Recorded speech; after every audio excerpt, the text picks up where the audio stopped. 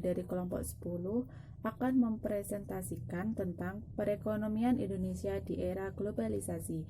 Sebelum itu, perkenalkan saya Cindy Milenia Alfaini dan dua teman saya yang bernama Muhammad Rian Rahmansyah dan juga Andi Mustafa. Baiklah, kami akan menjelaskan tentang perekonomian Indonesia di era globalisasi.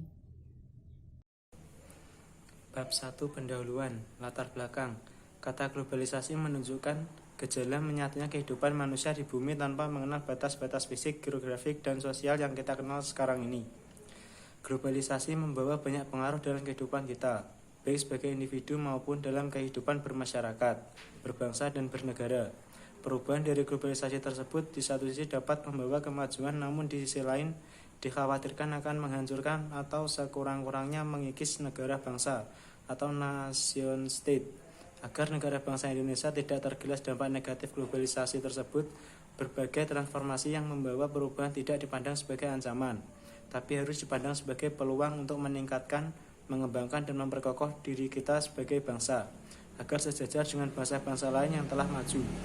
Untuk itu diperlukan TANAS atau ketahanan nasional yang tangguh bagi bangsa Indonesia di era globalisasi. Dampak kemajuan suatu negara akibat adanya globalisasi salah satunya yaitu semakin baiknya pertumbuhan perekonomiannya.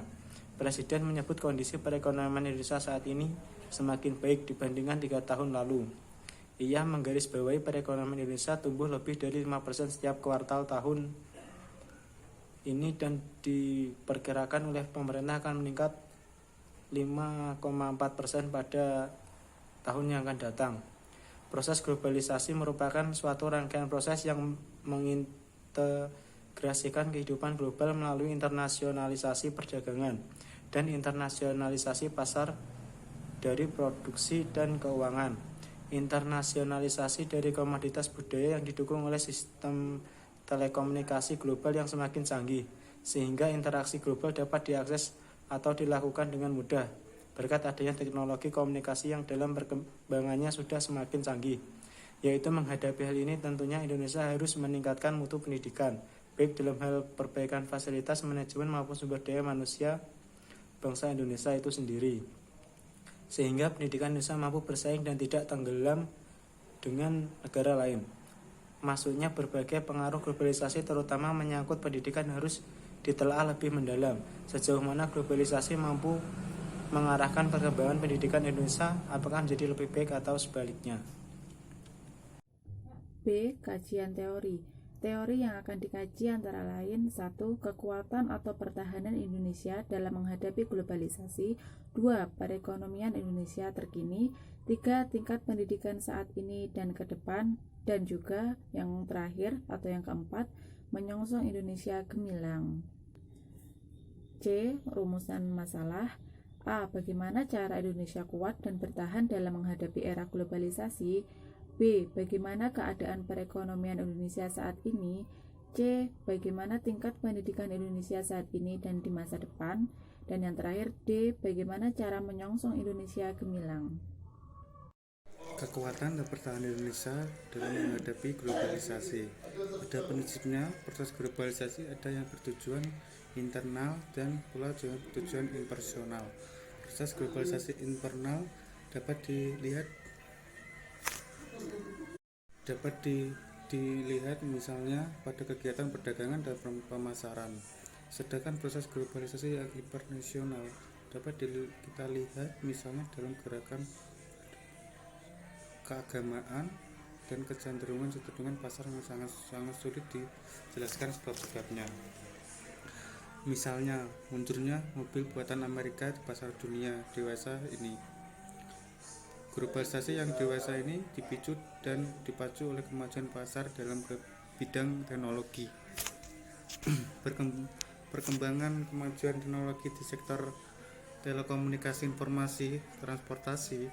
Ketiga hal ini tersebut menjadi kekuatan pemicu dan pemacu globalisasi yang kita hadapi sekarang ini.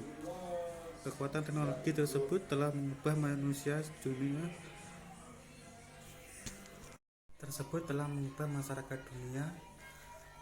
dunia termasuk masyarakat Indonesia. Masyarakat semakin terbuka dalam dirasuki oleh nilai-nilai global yang menawarkan berbagai cerita ideal yang ditopang oleh komunikasi yang sangat cepat dan kemajuan teknologi yang telah menyatukan kehidupan dan manusia dewasa ini. Dewasa ini kita mengenal pasar global karena dunia sebenarnya telah merupakan pasar bersama dengan adanya alat-alat komunikasi melalui jaringan TV, internet, film, musik maupun majalah-majalah, maka dunia dewasa ini telah mengubah suatu pasar yang besar. Transportasi dunia turis yang hanya menjadi monopoli negara-negara industri maju. Kemajuan terorisme bukan hanyalah menunjukkan peningkatan tarif kehidupan manusia, tapi juga berbagi dengan dampak negatif terhadap budaya setempat. Pembentukan dan pengembangan cerita global dapat dilihat dengan nyata. Di Jakarta, beberapa kota besar Indonesia, misalnya bermunculnya pasar-pasar pembelajaran yang tidak kalah besar dan isinya menyamai pusat-pusat pembelajaran di kota besar lainnya seperti New York, London, Hong Kong, Singapura, Bangkok. Bisnis produk pertanian yang meningkatkan mulai jaringan pusat-pusat pembelanjaan yang terbesar. Lihat saja pasar buah-buahan Indonesia yang dibanjiri oleh buah-buahan impor. Di dalam arena global ekonomi, proses globalisasi tersebut mempengaruhi pengaturan sosial dalam produk, pertukaran barang, dan lain-lain, dan komunikasi baik barang maupun pelayanan servis. Dalam globalisasi politik tanpa terlihat berkurangnya peranan pemerintah, pembesaran dan peranan masyarakat swasta. Ketika lihat saja munculnya barisan satpam sebagai penjaga keamanan di toko-toko atau di daerah pemukiman yang eksklusif. Dalam bidang komunikasi mempengaruhi ekonomi, peran swasta semakin besar menuju kegiatan internasional atau kegiatan yang ada pemerintah. Apabila sebelumnya kita mengenal bentuk-bentuk budaya yang terkait pada waktu dan tempat yang beraneka ragam dalam nilai-nilai yang baik. Adanya proses globalisasi ini mengancam keberadaannya. Kontak dengan budaya lainnya sudah merupakan suatu keharusan dan kita dapat dielengkan karena hubungan komunikasi yang tidak mengenal batas negara.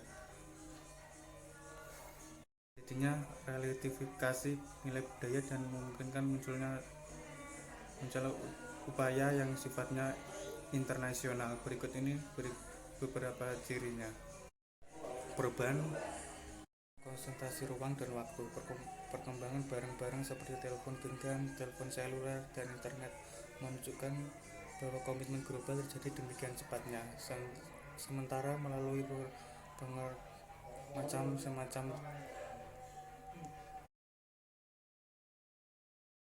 Demikianlah makalah ini telah menggambarkan bagaimana perkembangan globalisasi perekonomian yang telah dan akan membawa dampak positif dan sekaligus dampak negatif, termasuk dampak negatif khususnya dalam bentuk perkembangan dahsyat dalam kejahatan ekonomi internasional yang mengharuskan bangsa Indonesia khususnya aparat keamanan untuk mencermati dan melakukan berbagai upaya pencegahan yang memadai. Dengan demikian, bangsa Indonesia dapat terhindar dari perangkap kejahatan ekonomi yang dapat merugikan bahkan menghancurkan bangsa Indonesia keseluruhan. Semoga. Sekian presentasi dari kami. Apabila ada kesalahan kata dan perbuatan, kami mohon maaf yang sebesar-besarnya. Kami akhiri. Wassalamualaikum warahmatullahi wabarakatuh.